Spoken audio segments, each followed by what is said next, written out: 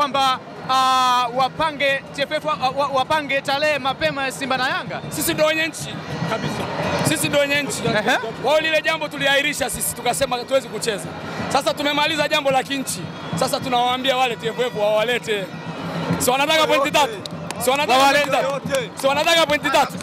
Waje wamkabe Mpanzu, wakimweza kumkaba Mpanzu pointi 3 wachukue. Hatari sana. Hapo sisi sio level yao. Hatari sana.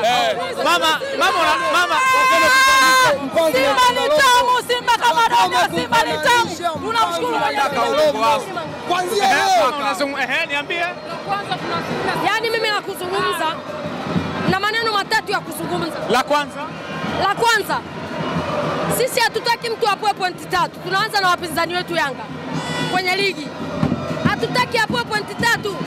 Tunataka kwanza tumuone anaweza kumkaba Mpanzu.